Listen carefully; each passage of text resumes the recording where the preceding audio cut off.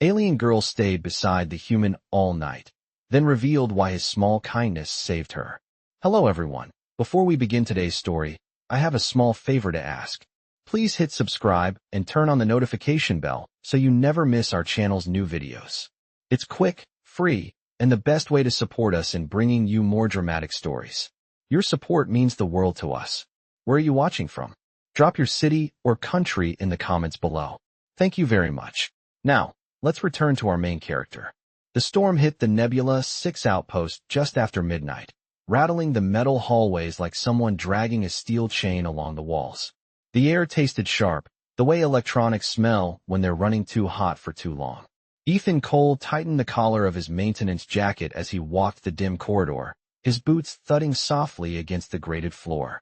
The emergency lights flickered in a slow orange pulse, brightening and fading like a tired heartbeat.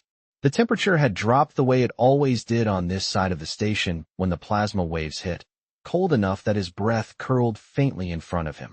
He was supposed to check the pressure seals, but a small limp shape on the floor caught his eye. A gray emergency blanket someone had dropped. Nothing special, nothing dramatic, just a blanket. He picked it up, shook the dust from it, and hung it neatly over the handrail where anyone shivering through a night shift could spot it. He didn't think about it again, but someone else had noticed. A soft tapping sound came from the far end of the hall, light and rhythmic, like fingertips against metal. Ethan turned, the dim lights glinting off something pale blue at the corner of his vision. There, standing still as a shadow, was an alien girl, tall, slender, her skin the color of icy ocean water. Her eyes glowed faintly in the dark, not bright enough to be frightening, but enough to make the air feel different around her. She wasn't wearing much insulation, just the thin fabric of her station-issued tunic, and he could see the way the cold made her arms tighten against her sides. She wasn't approaching. She wasn't retreating. Just watching him. Ethan lifted a hand in a cautious greeting. "Didn't mean to scare you," he said, voice low so it wouldn't echo. She didn't blink. Her gaze drifted to the blanket he had placed on the rail, then back to him, as if weighing some invisible equation. Finally, she spoke, her voice smooth and quiet, like someone who wasn't used to speaking at all. "Is that meant for someone?" Ethan shrugged. "For whoever needs it, I guess." The girl tilted her head, the light catching the edges of her hair. Fine, silver-blue strands that floated slightly with each breath she took. "Humans place warmth where strangers may take it," she murmured, almost to herself. Ethan wasn't sure what to say to that. The storm outside growled again, making the walls vibrate. She flinched at the noise, barely noticeable, but he caught it. He nodded toward the blanket. "You can use it tonight. It gets cold in this sector." She hesitated, fingers curling slightly before she reached for it, her touch delicate, almost reverent. No one spoke. The hallway hummed with the sound of distant machinery, and for a moment it felt like the entire station held its breath. She wrapped the blanket around her shoulders, the fabric swallowing her in muted gray, and when she looked at Ethan again, something in her eyes had softened, just a fraction, but enough to shift the air between them. She stepped closer, not too close, just enough, and said quietly, "My name is Lyra." Ethan nodded. "Ethan." And in that cold, humming hallway lit only by a tired orange lamp, something small and human passed between them, the kind of moment that seems forgettable at first but ends up steering two lives toward the same point in space. Lyra held the blanket tighter. "This kindness," she said softly, "you do not understand its weight." He didn't. Not yet. But the station lights flickered again, and for the first time that night, she didn't look afraid. The corridor lights steadied into a soft amber glow as the storm outside began to ease, but the silence that followed felt heavier than the noise. Ethan started down the walkway again, checking the seals out of habit, and heard the faint whisper of footsteps behind him. Lyra was following, the blanket wrapped snugly around her shoulders, the edges trailing just slightly as she moved. She kept a respectful distance, but her eyes stayed fixed on him, calm and observant, as if studying the way he breathed. He pretended not to notice, focusing on a status panel blinking yellow. The panel's metal face felt cold under his fingertips, carrying leftover chill from the temperature drop. A soft hum passed behind him, like the vibration made when someone exhales without meaning to.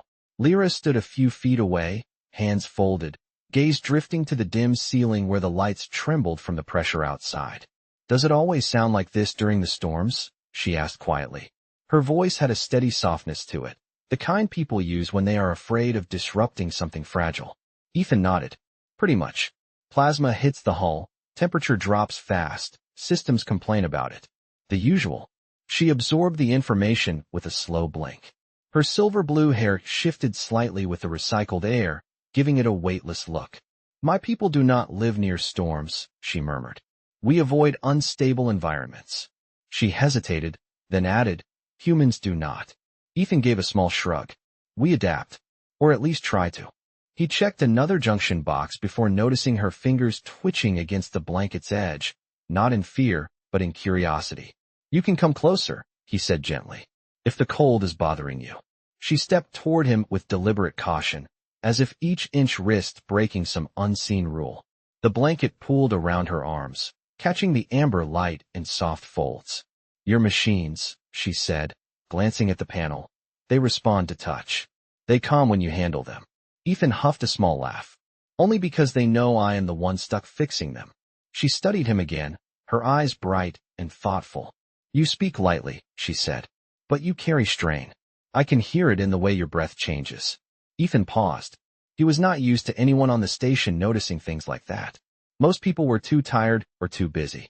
She continued, her tone almost hesitant. "I did not mean to offend. My hearing is more sensitive than yours." He shook his head. "You are not offending me." The quiet between them settled into something gentler. The storm outside faded to a faint distant hiss. A soft click sounded as the panel reset under Ethan's hands. "All right," he said. "That should hold for the night." Lyra tilted her head. "You repair things alone every night." "When I am on shift, yeah." She stepped closer, the blanket slipping slightly as she moved. "Alone is not safe during storms." The words were simple, but they held a depth beyond concern. She seemed unsure whether she was allowed to say them. Ethan offered a small smile. "I get by." Lyra considered that for a moment, then whispered, "You should not have to." Her expression shifted, not quite sadness, not quite fear, but something in between. "In my culture, no one faces the cold alone," she said, "even if they choose to." Ethan felt the meaning under her words, quiet but unmistakable. The lights dimmed again, a soft pulse that touched both their faces. Lyra held the blanket closer, but her gaze stayed steady. "May I walk with you?" she asked. "Until your shift ends." Ethan nodded.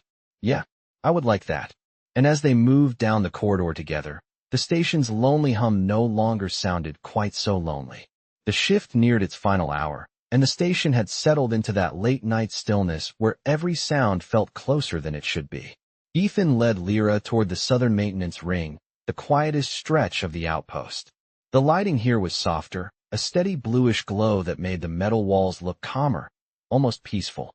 Lyra walked beside him, not trailing behind anymore, her steps light and measured. The blanket around her shoulders brushed lightly against his arm whenever the walkway curved, a small whisper of fabric that made the cold corridor feel less empty. She glanced at the control panels lining the walls, her eyes picking up faint reflections from each screen. "Your machines speak," she said, listening in a way Ethan could not. "They sound different from earlier." Ethan tapped one of the panels lightly. The storm pressure dropped. "They are recovering." Lyra nodded, her gaze drifting to the faint frost still clinging to the edges of the bulkhead. "Your environment is unpredictable," she said softly, "but you move through it as if it is normal." Ethan breathed out a quiet laugh. "I guess humans get used to unstable things." She studied him for a long moment, her steps slowing slightly. "You say this with humor," she said, "but there is weight in your voice." He did not answer right away. The hum of the cooling systems filled the silence. He had never been good at explaining himself, not to other humans, and definitely not to someone like her. But Lyra's attention never felt intrusive. It felt steady, patient. When he finally spoke, the words came out low. "People here do their shifts. They keep the station running. But everyone has their own problems. You do not really talk about them. You just keep moving." Lyra's eyes lowered, and for a heartbeat he thought she might drop the subject. Instead she said, "Your movements tonight, they were heavier when you picked up the blanket." "I noticed." He blinked, surprised she remembered something so small.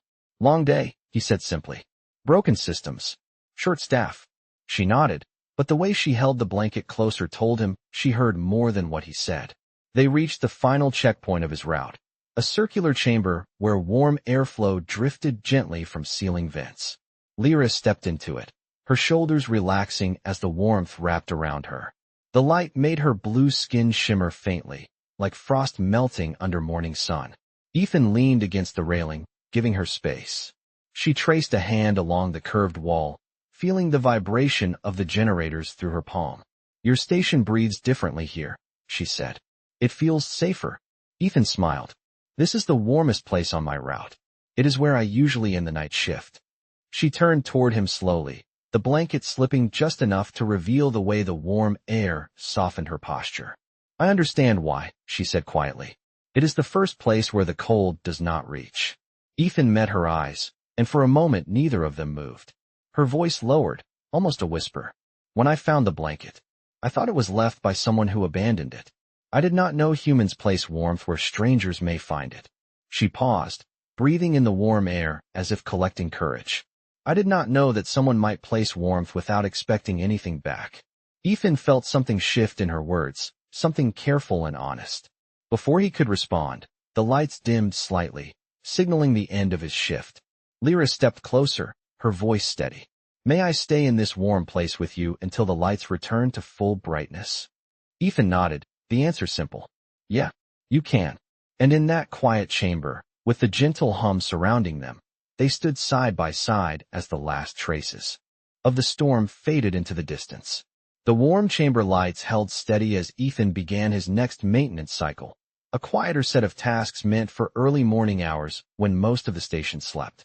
Lyra remained near the vent, letting the soft air settle across her skin, but her eyes stayed on him with a quiet alertness that felt almost protective. When he moved toward the diagnostic console, she followed, her steps light enough that he barely heard them. "You do this every night," she said, watching the screen blink to life. Ethan nodded. "Routine keeps the station running." She tilted her head slightly, the way she often did when something did not align with her understanding. "Routine keeps humans from feeling the cold," she murmured.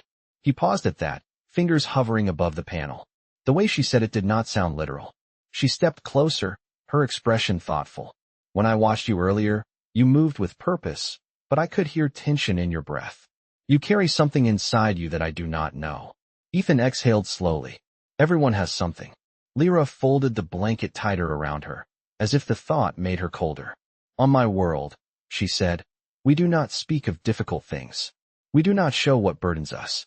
It is considered distracting to the others." Ethan gave a faint chuckle. "Humans hide things too. We just pretend we do not." She considered that, her gaze softening. "But you still help others."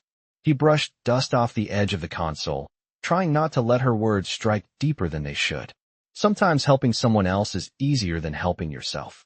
Lyra watched him, her eyes absorbing every subtle movement. "When you placed the blanket," she said quietly, "you did not know I would be the one to find it." "No," he said, but that did not matter. Her fingers tightened slightly at the edge of the fabric, and for a moment she looked younger, almost fragile. "In my culture," she said, "such an act would never happen. We do not give warmth freely. Warmth is reserved for those who prove their worth." Ethan turned to her fully, leaning against the railing. "Do you believe that?" Lyra hesitated, her silver blue hair shifting as she lowered her gaze. "I did," she whispered. "Until tonight." The air between them grew still. The hum of the generator softened into a steady low vibration, as if even the station was giving them space. Lyra stepped nearer, close enough that he could see the way the warm light played across the faint patterns on her skin. "Ethan," she said slowly, "I want to understand why you helped me. Not the human explanation. Your explanation." He opened his mouth, then stopped. He had no grand answer. No philosophy. Just a simple truth. "You looked cold," he said. That was enough. Something in her posture loosened, as if she had been holding her breath since the moment they met. Lyra reached out, not touching him, but letting her hand hover near his arm, close enough that he could feel the faint shift in the air. "Your world is strange," she whispered.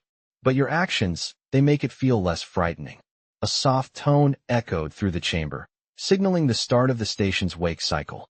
The lights brightened just slightly, and Lyra's eyes reflected the change like morning light catching the surface of calm water. "Will you show me more of your world?" she asked. Ethan nodded. "Yeah, I will." And in the gentle glow of the waking station, they stepped forward together, the cold of the night finally giving way to something warmer. The station eased into its morning rhythm, a slow return of distant footsteps and soft mechanical chatter drifting through the corridors. Ethan led Lyra through a quieter wing of Nebula 6, where the overhead lights glowed with a warm white hue instead of the colder blue used during night cycles. She walked beside him with an attentive stillness, her silver blue hair catching the soft light, her eyes absorbing every detail as if trying to memorize the world through his perspective. The slight warmth in the air made the blanket slip from her shoulders, but she kept it draped over her arm, holding it gently the way someone might hold an object that mattered more than they would admit. Ethan stopped at a junction panel, checking the readouts. Everything looked stable, quietly settling after the storm. Lyra watched the blinking lights, her expression thoughtful. "Your machines breathe differently during the day cycle," she said. "They sound calmer." Ethan smiled a little. "People are calmer too. Most of them are just waking up." Lyra considered that, then asked, "Do humans change with the light?" "Sometimes," he said. "Night makes some people feel alone. Day makes things seem easier." She let the idea settle, her gaze drifting to the window at the end of the corridor. Through the reinforced glass, the nebula stretched in soft waves of pale gold and lavender, the remnants of the storm drifting away like slow-moving clouds. Lyra walked toward it, her steps light. "Your sky changes colors when the storms pass," she murmured. "It looks peaceful now." Ethan joined her, leaning on the rail as he watched her study the shifting light. "I guess I do not really notice it anymore," he admitted. "I am usually too busy fixing things." She turned her head slightly. "You should notice. It is beautiful." There was no judgment in her voice, just a simple observation that carried its own warmth. She reached out and placed her hand against the glass, her palm leaving a faint mark that faded quickly. "My people do not see skies like this," she said. "Our world is consistent, predictable, unchanging." Ethan glanced at her. "Sounds peaceful." "It is," she said softly. "But it can also be lonely." He watched the way her shoulders lowered, the way the light softened the edges of her expression. "What made you leave your world?" he asked quietly. Lyra hesitated, the question landing gently but deeply. She did not answer right away. Instead, she let her fingers rest against the blanket still held in her other hand, her voice low. "I wanted to understand other kinds of warmth," she said. "The kind that is not given by obligation or tradition." Ethan let the words sit between them. They felt heavier than the air. "Is that why you came to this station?" he asked. "Partly," she said. "I wanted to see how other beings live, how they choose to treat one another." Her gaze moved to him then, steady and clear. "Last night, you showed me something I did not think existed." Ethan felt his chest tighten in a quiet, subtle way he did not fully understand. "It was just a blanket," he said. But she shook her head gently. "It was not the object. It was the choice." A soft tone echoed overhead, marking the transition to active duty hours. The station brightened slightly, lights shifting to a more energizing hue. Ethan straightened. "I need to check the central hub next," he said. "You can stay here if you want the warmth." Lyra stepped closer, her voice steady. "I would prefer to walk with you."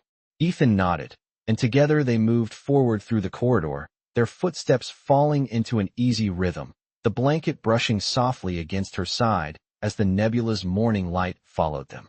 The central hub felt different from the rest of the station at this hour, filled with a soft, low hum that came from hundreds of systems waking up at once.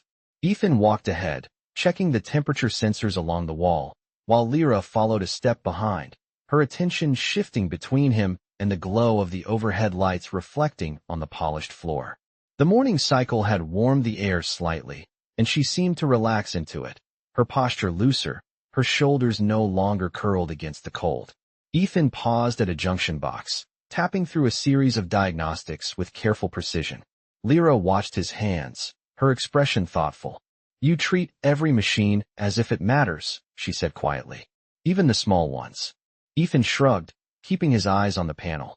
"If I ignore the small problems, the big ones show up later. That is how stations work."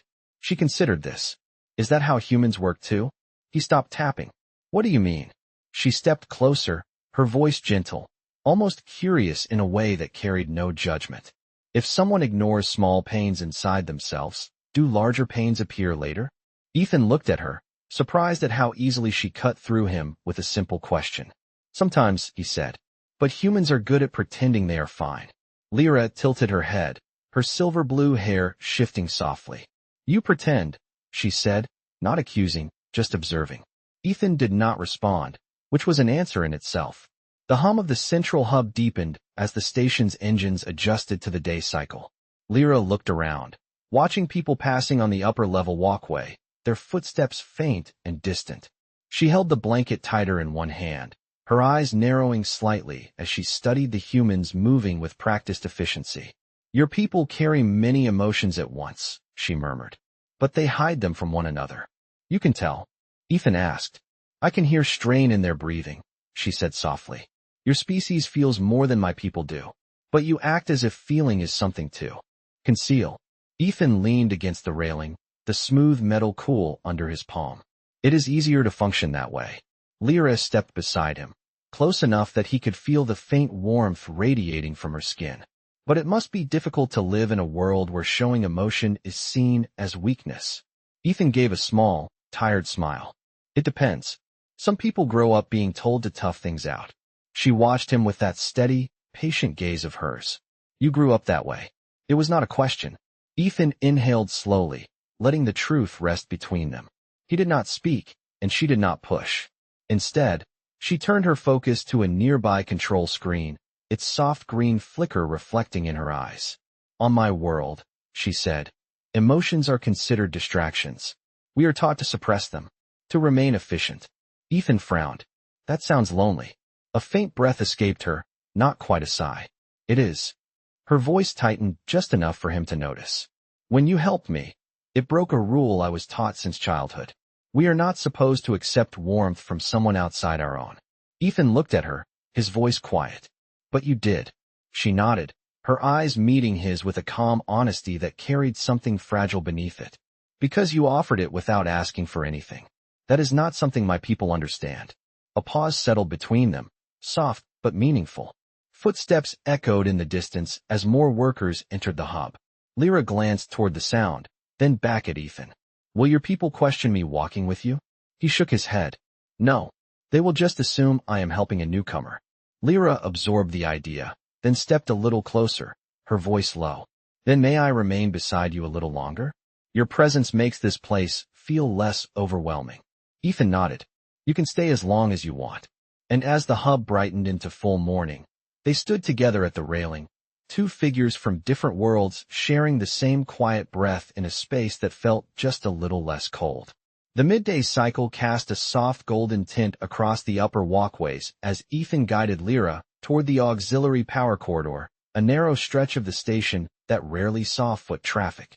The hum of the engines deepened here, vibrating gently through the floor plates like a steady heartbeat. Lyra stayed close, her blanket draped over one arm, her eyes tracking the subtle changes in the environment with a quiet intensity. Ethan checked a pressure valve with practiced efficiency, but Lyra's attention was fixed on him more than the machinery. Your breathing is uneven, she said softly. Are you fatigued? He gave a small smile. I am fine, just a long shift. But as he moved to the next panel, his hand slipped slightly on the control tab. Just a small misstep, barely noticeable, but Lyra's eyes caught it instantly. She stepped closer, her voice edged with concern. Ethan, your balance shifted. That is not normal for you. He paused, leaning lightly against the wall. A faint wave of dizziness washed through him, quick and sharp, as if his body had suddenly remembered how many hours he had been awake. Probably just low energy, he said. I skipped breakfast. Lyra's brows drew together, her concern deepening. Humans require fuel regularly. You should not ignore this. Before he could answer, the lights above them flickered once, then twice, the brief dimming followed by a soft alarm tone. Ethan straightened immediately. That is the microreactor. It should not fluctuate during daytime. He moved down the corridor, Lyra following without hesitation. The alarm shifted into a steady warning pulse, low and rhythmic. When Ethan reached the access panel, he opened it and scanned the readings. Power draw spiked, he murmured. Something overloaded the grid. Lyra stood beside him, her breath steady despite the rising tension. Is it dangerous? Not if I handle it now, he said. But I need to isolate the circuit manually. The lights dimmed again, a subtle but unmistakable drop. Ethan reached for the service conduit above the panel, stretching just slightly to reach it. As he did, a sudden jolt of exhaustion pushed through his body, brief but strong enough to make his knee buckle. Lyra reacted instantly, her hand catching his arm, steadying him before he could fall. Her touch was warm, steady, grounding. Ethan, she whispered, her voice tight with worry. You are not well. He forced a breath. I am okay. I just need a second. But Lyra did not release him. Her eyes searched his face, reading the strain he could no longer hide. Your body is signaling distress, she said softly. Your species masks pain, but your breathing cannot lie to me. He tried to stand upright, but she remained beside him, her support subtle but constant. Let me help, she said. Tell me what to do. Ethan hesitated, not because he doubted her, but because he had never let anyone assist him during a repair. But the corridor lights flickered again, reminding him there was no time for pride. He guided her hand to the conduit brace. Hold this steady, he said. It will keep the circuit stable while I reroute the load. She obeyed instantly, her movements precise and careful. With her holding the brace, Ethan isolated the malfunctioning relay and redirected the power. The alarm cut off, replaced by the soft, stable hum of restored energy. Only then did Lyra ease her grip, her eyes still locked on him. You should rest, she said. He shook his head. I will be fine. Ethan, she said quietly, her voice filled with something deeper than concern. Please do not pretend you are not hurting. Not with me. Her words lingered in the warm, humming corridor, soft and undeniable. The corridor settled into a quieter hum after the power stabilized, but the air still carried a faint sharpness from the earlier surge. Ethan leaned lightly against the wall, letting the steadiness return to his legs, while Lyra remained close enough that her presence felt like an anchor. The overhead lights shifted to a softer brightness, signaling the end of the emergency cycle, yet her eyes did not leave him. She watched him the way someone watches a fragile instrument, careful and attentive. You should rest, she repeated, her voice low but firm. Ethan shook his head, managing a faint exhale. I just need a moment. The worst is over. Lyra's gaze softened, though the concern in it did not fade. Your body disagrees. She reached out, not touching him, but letting her hand hover near his shoulder as if asking permission without words. He straightened, slowly, and moved to secure the conduit panel. Lyra mirrored his steps, ready to steady him if he faltered again, though she did not say it out loud. When the panel locked into place with a soft click, she spoke again. Why do you hide your exhaustion? He sighed, rubbing the back of his neck. People here have responsibilities. You get things done, even when you are tired. Lyra, absorb that quietly. On my world, showing strain is discouraged. But we do not pretend it is not there. We simply ignore it. Ethan gave a tired smile. Humans do that too. We just call it dealing with it. She stepped closer, her voice gentler than before. But you helped me without hesitation. You gave warmth without knowing who would find it. Why do you not offer the same care to yourself? He blinked, not expecting the question. Before he could answer, the environmental sensors above them shifted, releasing a soft stream of warmer air through the corridor. Lyra's silver-blue hair lifted slightly with the change, catching the light in a soft shimmer. She seemed to relax into the warmth, but her attention never drifted from him. Ethan, she said quietly, there is something I must tell you. He turned to her. What is it? Lyra held the blanket closer, almost as if gathering strength. Before I found your blanket, she began, I had been walking the station alone. I was cold, but more than that, I was uncertain. On my world, uncertainty is seen as weakness. I was taught to hide it. She looked down at the blanket, running her fingers along its edge. But last night, when I saw it placed there, waiting for anyone who needed it, I realized something. Ethan listened, the hum of the engines deepening around them like a quiet backdrop. My people believe warmth must be earned, she continued. They believe comfort is a privilege granted only to those who prove they deserve it.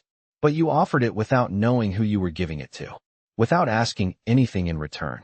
She lifted her gaze, her eyes steady and bright. You broke a rule I was taught since childhood. You showed me a kind of kindness that should not exist in the universe I know. Ethan's breath caught slightly, unsure how to respond. Lyra stepped closer, her voice soft but unwavering. That is why I stayed beside you all night. Not out of obligation. Not out of fear.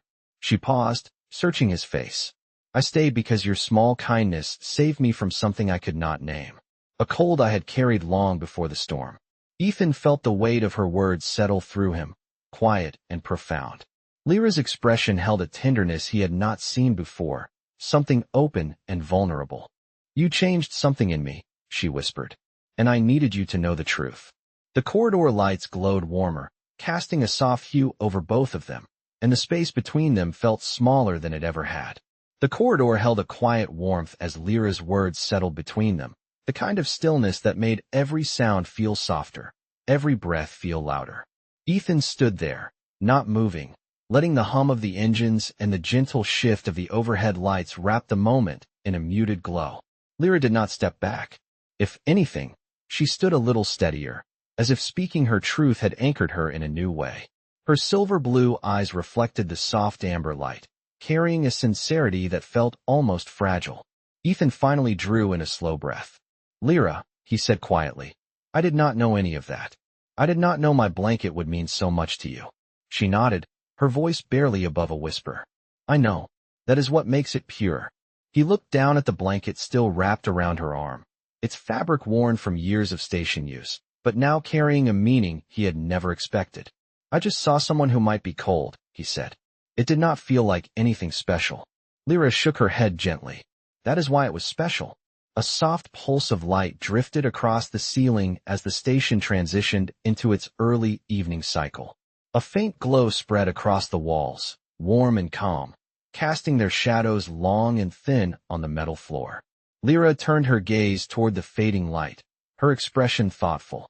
In my culture, she said, we do not stay beside someone through the night unless they are part of our inner family. It is considered an act of deep loyalty. Ethan felt the weight of her words. And you stayed, he said softly. She looked back at him, her eyes reflecting a gentle steadiness. I stayed because you gave me a kind of warmth I had never experienced. I wanted to give something back, even if all I could offer was presence. Ethan opened his mouth to respond, but the words caught for a moment.